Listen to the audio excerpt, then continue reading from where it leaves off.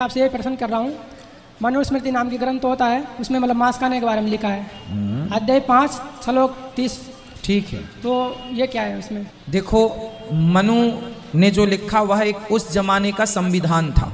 वो कोई ग्रंथ नहीं है, शास्त्र नहीं है, स्मृति है। और वहां पर ये क्यों लिखा मनु जी ने? मांस खाने का एक ही शब्द के, एक ही श्लोक के व्यंगात्मक अर्थ भी होते हैं। जैसे कोई मांस खाने वाला है तो जैसे मैं कथा में व्यंग करता हूँ कई बार, जैसे कोई मांस खाने वाला होता है ना, तो मैं उनसे व्यंग कैसे करता हूँ, क्यों मांस खाते हो? वो बोलता हाँ खाते हैं। मैं बोलता हूँ क्या खाते हो, बकरा खाते हो, भैंसा खाते हो या इंसान खाते हो? ये मैं बोलता हूँ ना, तो मुझे पता है ना कि इंसान तो खाता नहीं होगा ये, फिर भी मैं बोल रहा हूँ। अब आप कहेंगे महाराज जी आप कह रहे हैं आदमी भी खाते हो, तो मैं ये उस पर व्यंग कर रहा हूँ। ये क्या होता है? व्यंगात्मक शब्द शैली समझिए, ये व्यंग होता। तो मैंने उसको कहा क्यों, खाता तो मछली और मुर्गा ही होता, लेकिन मैंने क्या बोला, आदमी भी खाते हो क्या? खाता नहीं होगा वो, लेकिन मैंने व्यंग मारा। उसी तरह मनु जी ने कहा है कि जो लोग मांस खाते हैं तो उनको भी कह दिया, जो बकरा का खाते हैं उनको भी कह दिया, क्यों गाय का भी मांस खाते हो? तो वो व्यंगात्मक अर्थ है, खाते नहीं है, खाने का कह नहीं रहे हैं। उसी मनुस्मृति में आगे लिखा है अध्याय नंबर 6 में, आप 5 तक पढ़े, 6, 7 भी पढ़िएगा। मैंने न्यूज़ पढ़ा था, उसमें लिखा है कि मांस नहीं खाना चाहिए। वो जो अर्थ हैं वो व्यंग कर रहे हैं उन पर जो खाते हैं। जैसे मैं खाने वालों पर व्यंग करता हूँ, जैसा कि मैंने बोल के कई बार कथा में मैंने प्रश्नोत्तरी में ये व्यंग लोगों पर किया है। हाँ, मैंने सुना है। हाँ, तो ये व्यंगात्मक अर्थ है, ना कि वो आदेश दे रहे हैं कि खाओ। बहुत से गैर मुसलमानों को ये गलत फहमी है कि उनके मजहब में गोश्त खाना हराम है, और कई हिंदू समझते हैं कि उनके मजहब में लिखा है कि गोश्त खाना हराम है। और आपने कहा कि हमारे धर्म में गोश्त खाना हराम है। भाई साहब, आपको आपके धर्म का इल्म कम है, इसीलिए मैं कहता हूं कि हिंदुइज्म जानने के लिए हिंदू की तरफ मत देखिए, हिंदू ग्रंथ का मुताला कीजिए। जब आप हिंदू ग्रंथ का मुताला करते हैं, लिखा है मनुस्मृति में चैप्टर नंबर 5 श्लोक नंबर 30 में, उसमें लिखा है कि ईश्वर ने कुछ जानवर बनाए खाने के लिए और कुछ जानवर को खा जाने के लिए। God has created some animals to eat and some to be eaten. अगर आप उस जानवर को खाते हैं जिन जानवर को खुदा ने बनाया है खा जाने के लिए, तो आप गुनाह नहीं कर रहे। If you are eating the animals who God has created to be eaten, you are not doing a sin. आगे जब पढ़ते लिखा है मनुस्मृति में चैप्टर नंबर 5 में, अध्याय नंबर 5 में, मंत्र नंबर 40 में, कि खुदा ने कुछ जानवर बनाए हैं कुर्बानी के लिए। अगर आप कुर्बानी में जानवर का कत्ल करते हैं तो आप गुनाह नहीं करते। आगे लिखा है मनुस्मृति में चैप्टर नंबर 5 मंत्र नंबर 41 में कि जानवर का कत्ल करना, जो जानवर खाने के लिए बनाए गए हैं वो गुनाह नहीं है। इसी तरीके से कई जगह वेद में लिखा है कि ऋषि गोश्त खाते थे, जानवर को खाते थे। वक्त नहीं है डिटेल में बात करने का, लेकिन अगर आप महाभारत पढ़ेंगे अनुशासन पर्व चैप्टर नंबर 88, इसके अंदर युधिष्ठिर जो पांडव का एक भाई था, वो पूछता है भीष्म से कि हम यज्ञ में, पूजा में क्या खाना दे भगवान को, ईश्वर को, ताकि हमारे पुरखों को संतुष्ट मिले। तो भीष्म कहता है युधिष्ठिर से कि आप यज्ञ में अगर भाजी पाला देंगे तो हमारे बाप दादा 1 महीने के लिए खुश रहेंगे। अगर आप मच्छी देंगे 2 महीने के लिए, अगर आप खरगोश देंगे 3 महीने के लिए, अगर गोश्त देंगे तो 4 महीने के लिए, अगर आप बेकन देंगे तो 5 महीने के लिए, अगर परिंदे का गोश्त देंगे तो 6 महीने के लिए, अगर हिरन का गोश्त देंगे तो 7 महीने के लिए। पूरा मेन्यू है, माशाअल्लाह बड़ा मेन्यू है।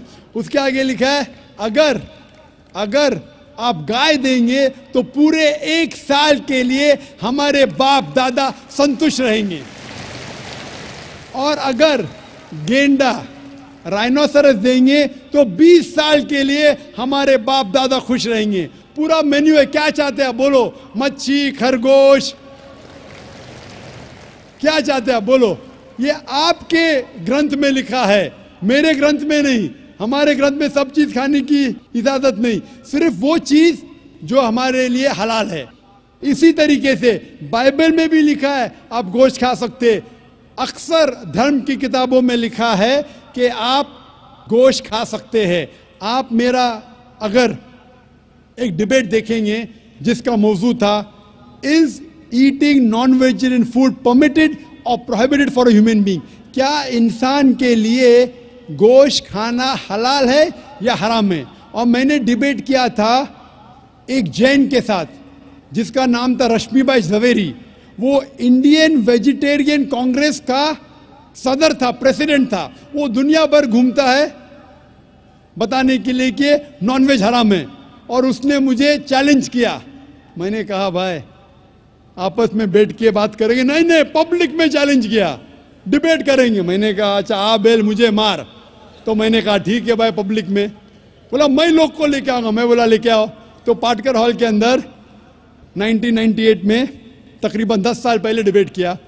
वो देखेंगे सारी डिटेल्स है। लेकिन हिंदू मजहब की किताब में ये लिखने के बाद कि गोश्त खा सकते, फिर भी कुछ हिंदू शाकाहारी क्यों हैं, वेजिटेरियन क्यों है? क्योंकि वो मुतासिर हो रहे थे बाकी फलसफे के साथ जिसमें कहा गया है नॉन वायलेंस।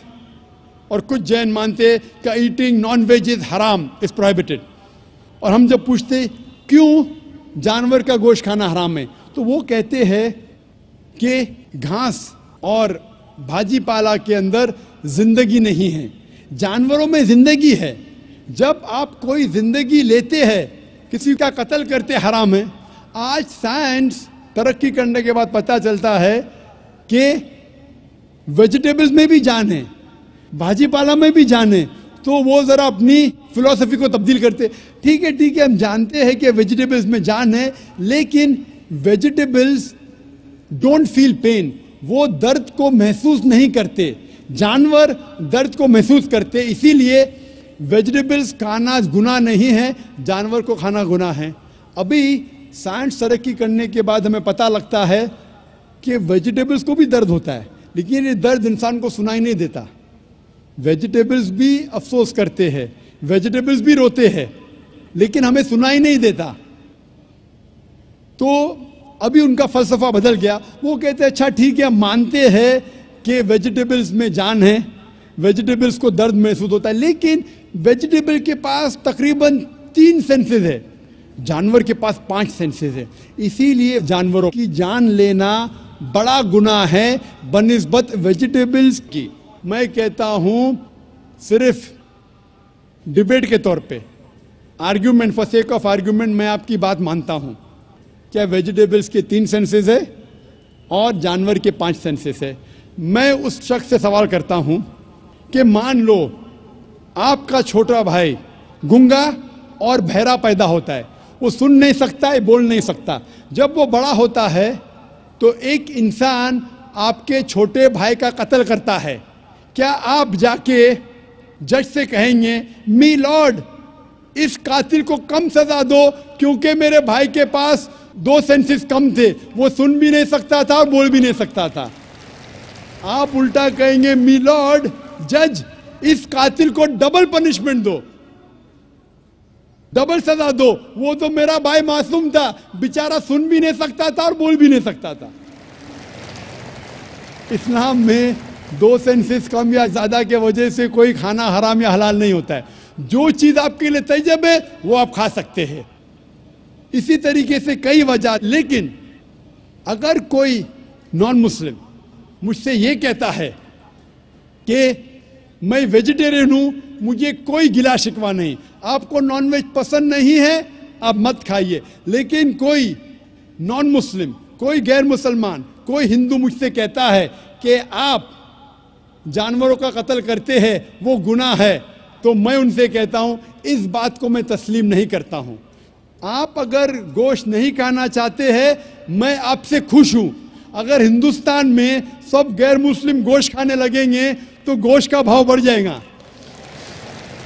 तो मुझे कोई गिला शिकवा नहीं अगर गैर मुस्लिम गोश्त नहीं खाते, लेकिन अगर मुझसे कहते हैं कि गोश्त खाना गुनाह है तो मैं ये जवाब देता हूं अभी आपको संतुष्ट हो चुका होगा कि साइंस के मुताबिक, आपके मजहब की किताब के मुताबिक, कुरान के मुताबिक गोश्त खाने की इजाज़त है सारे इंसानों को। Hope that answers the question. जी खुशामदीद दोस्तों, उम्मीद करता हूँ वीडियो आपने पूरी देखी होगी और आपको पसंद भी आई होगी।